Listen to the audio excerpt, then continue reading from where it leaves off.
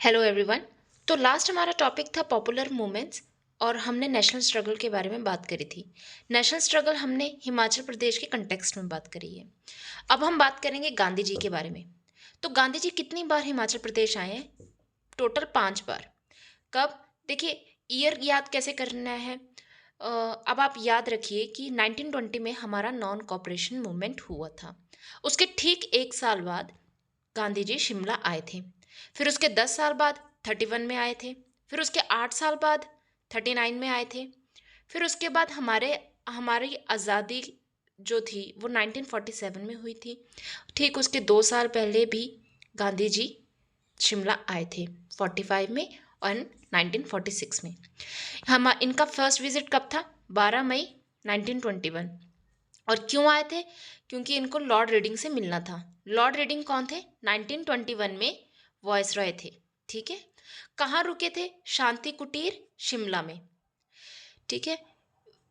और 1945, जब ये 1945 में आए थे तो ये मनोर विला में रुके थे। किनका विला था वो? रानी अमृत कौर का। ये रहा विला। ये देखिए, ये रहा मनोर विला रानी अमृत कौर जी का, जहाँ पे गांधी जी 1945 में रुके थे। क्वेश्चन आ सकता है रेजिडेंस के बारे में। क्वेश्चंस तो वैसे भी आते ही हैं।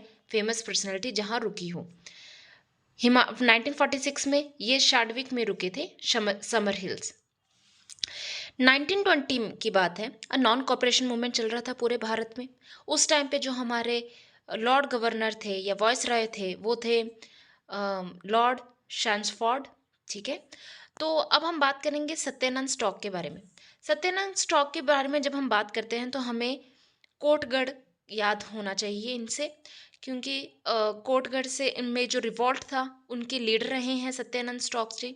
सत्यानंद स्टॉक्स ने क्या किया था? इंडियन कांग्रेस का उस टाइम पे नागपुर सेशन चल रहा था 1920 में, और ना सत्यानंद स्टॉक्स जो थे इस मीटिंग में गए थे। वहीं से ये इंडियन पॉलिटिक्स में एंटर हुए। ठीक है। और फिर उसके बाद इन्होंने हिमाचल में आकर के बेगार पॉलिसी के खिलाफ लड़ाई करी थी। दिसंबर 1921 की बात है, जब जो क्वीन विक्टोरिया के सबसे छोटे बेटे जो थे वो इंडिया विजिट पे थे, तो उनको लगा कि उन्हें गिफ्ट्स मिलेंगे, रिवॉर्ड्स मिलेंगे, पर ऐसा कुछ नहीं हुआ। उस टाइम पे उनको रिवॉल्ट ही मिला है हमारे लोगों से। उसके बाद यहाँ पे इस्टेब्लिश हुआ है नरेंद्र महल 1921 में।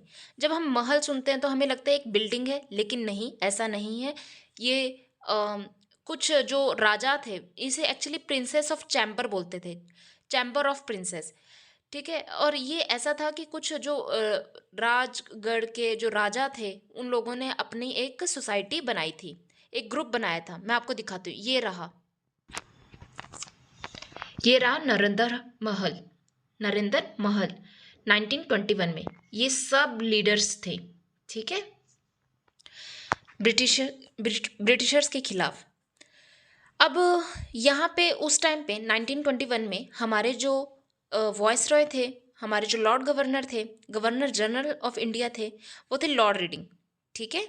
उन्होंने क्या किया था? सेंट्रल काउंसिल ऑफ चैम्बर जो है वो इनॉग्रेट किया था, जिसे आज हम विधानसभा बोलते हैं। कब?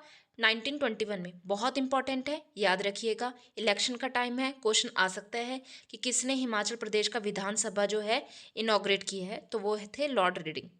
ये देखिए, ये रहा विधानसभा हिमाचल प्रदेश जी का। ठीक है। अब आगे बात करते हैं ताल कॉन्फ्रेंस के बारे में। ताल एक जगह है सुजानपुर में। सुजानपुर कहाँ है? देखिए, ये रहा हमीरपुर। मैंने मैप थोड़ा सा, बहुत पुराना मैप है ये, मैंने बनाया था। अगर आपको कोई प्रॉब्लम हो तो आप गूगल से भी ज़रूर देख लीजिएगा जगह का। तो ये हमीरपुर है, यहीं पर है सुजानपुर। ठीक है। और सुजानपुर में ही है ताल कॉन्फ्रेंस। ताल एक जगह है जहाँ पे ये कॉन्फ्रेंस रखी गई थी। बहुत इंपॉर्टेंट है, 1927 में हुआ था ताल कॉन्फ्रेंस। कहाँ पे? सुजानपुर में। कौन कौन इसमें हिस्सा लिए थे? ठाकुर हजारा सिंह जी, बाबा कांशीराम जी, गोपाल सिंह और चतुर सिंह। चलिए, गोपाल सिंह और चतुर सिंह तो इतना नहीं क्वेश्चन में आता, पर ठाकुर हजारा सिंह और बाबा कांशीराम तो पक्का ही आता है। कौन सा कॉन्फ्रेंस था? ताल कॉन्फ्रेंस, सुजानपुर में। कब हुआ था? 1927 में। देखिए ये कॉन्फ्रेंस इसलिए इंपॉर्टेंट है क्योंकि इसी टाइम पे बाबा कांशीराम जी ने कसम खा ली थी कि वह काले कपड़े पहनेंगे जब तक इंडिया आज़ाद ना हो जाए। ठीक है। इन्हें पहाड़ी गांधी का दर्जा भी दिया गया था। किनके द्वारा? हमारे प्यारे जवाहरलाल नेहरू जी के द्वारा, इन गद्रीवाला जनसभा में। फिर इन्हें पहाड़ी बुलबुल को का टाइटल भी मिला है। किनसे? सरोजनी नायडू, जिसे हम नाइटिंगेल ऑफ इंडिया भी कहते हैं। ये रहा बाबा कांशीराम जी। ठीक है, ये हैं हमारे पहाड़ी गांधी और पहाड़ी बुलबुल। अब हम बात करेंगे प्रजामंडल मूवमेंट के बारे में। यह फॉर्म हुआ है प्रजामंडल मूवमेंट एक ऐसा मूवमेंट है जो कि चंबा, मंडी, जुब्बल, सिरमौर, बुशहर, कुनिहार में आयोजित हुआ था। ठीक है, देखिए चंबा, फिर आता है मंडी, फिर जुब्बल, शिमला में है ये, फिर सिरमौर, कुनिहार, बुशहर, ये शिमला के कुछ डिस्ट्रिक्ट से जिन्होंने पार्टिसिपेट किया था प्रजामंडल मूवमेंट में। ठीक है, यहाँ पे एक मंडल आयोजित हुई थी जिसका नाम था हिमालय रियासत प्रजामंडल। हिमालय रियासत प्रजामंडल कब? 1938 में। क्या स्लोगन था? भाई दो ना पाई दो। भाई दो ना पाई दो ये बहुत इंपॉर्टेंट है और मैंने आपको पहले भी बताया था। भाई दो ना पाई दो जो था वो एक तरह से सिविल डिसोबीडियंस मूवमेंट का ही हिस्सा रहा है। इसके जो सेक्रेटरीट थे वो थे पंडित पदम देव जी। क्वेश्चन आया हुआ है, जरूर याद रखिएगा। पंडित पदम देव जी सेक्रेटरी थे हिमालय रियासत प्रजामंडल के। कहाँ पे इस्टेब्लिश हुआ है? शिमला में।